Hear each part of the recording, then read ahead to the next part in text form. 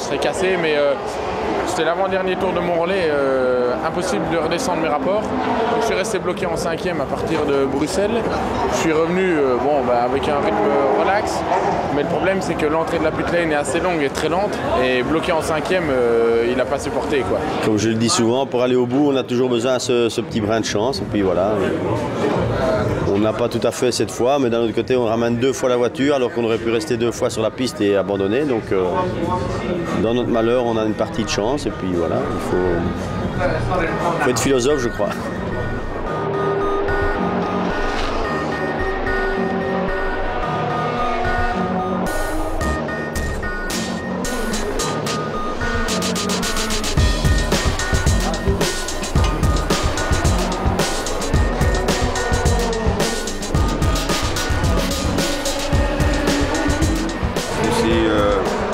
C'est parti.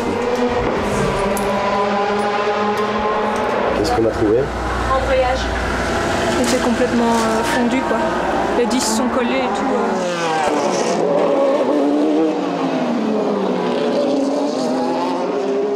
Il est pratiquement 8h du matin, 7h52 très précisément, et on n'a pas souvenir d'avoir vu 3 voitures se battre à cette heure-ci, 3 voitures en 12 secondes à peine, et les 2 premiers séparés par 3 dixièmes de seconde. Oliver Gavin devant Pedro Lamy, c'est-à-dire une Corvette devant la seule Maserati encore franchement valide ou encore franchement capable de remporter la course, et l'autre Corvette, celle de Hesemans, qui n'est après tout séparée que par 12 secondes.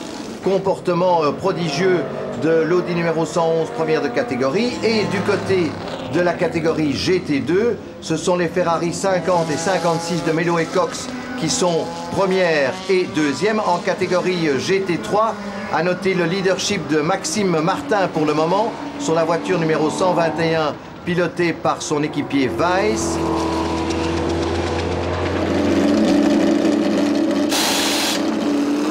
Longue nuit, longue journée, enfin voilà, 24 heures debout, plus que 24 heures debout, et content, fatigué mais content, parce que le but c'est d'être là du début à la fin, donc d'amener la voiture de Marc à la fin, parce que c'était avant tout une passion.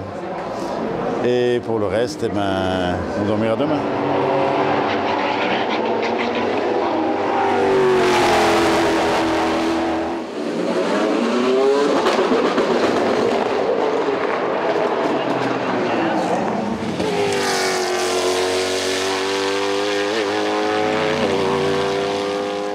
Numéro 2 est hors.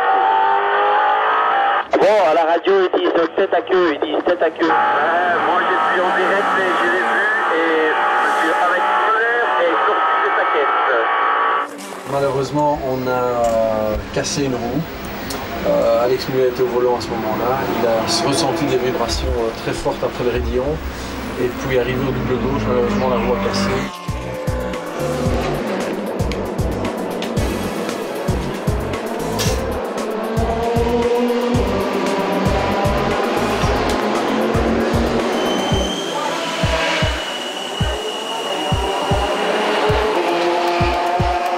On essaie de rééquilibrer les pilotes, de chercher les points de surchargement, et on correcte toutes les choses, mais très soft pendant les 24 heures, parce que si on travaille trop dur, c'est pas bon pour le pilote pour revenir dans la voiture pour la prochaine stint.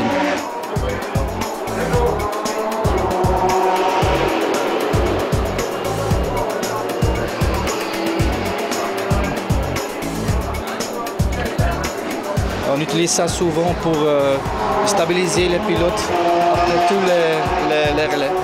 De temps en temps, les pilotes sont collés de haut en bas, mais ici, ça va. On appelle ça le Easy Tape.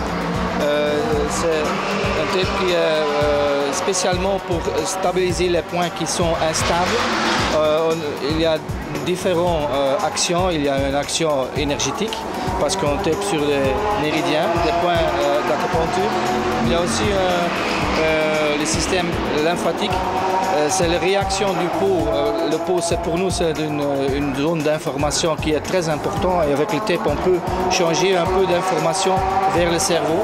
Et avec cette information, le corps va réagir plus vite sur des tensions dans le corps.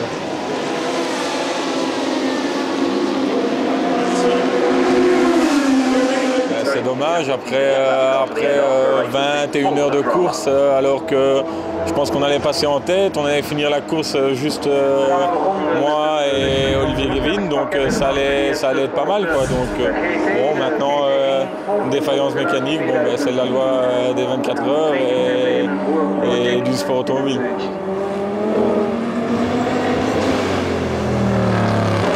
Vers 7h, 7h30 du matin, on était à 3 voitures dans les 15 secondes pour la gagne. Je me rappelle avant d'aller dormir à 4h30 que les 3 premières étaient dans la même seconde, à 7 ou 8 dixièmes d'écart les 3. Ça allait très vite. Les courses d'endurance ne sont plus des courses d'endurance, c'est des sprints, c'est des tours qualifs. L'un après l'autre, c'est physique. Tout au long, on est resté dans le même tour des Maserati, parfois devant, parfois derrière. Mais il y a donc moyen, et c'est sympa quand même de constater ça, qu'on n'a pas... ce serait dommage si les Vitaphone devaient gagner à chaque année quand même.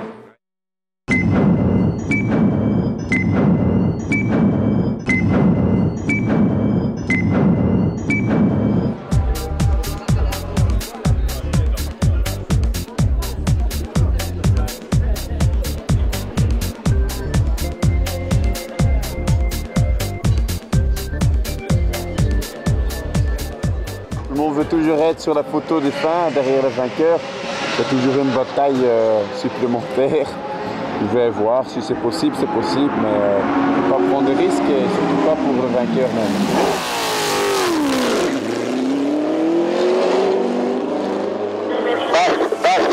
Tu dois ralentir un peu, Pour l'instant, Ezeman est au pif-paf. Ok.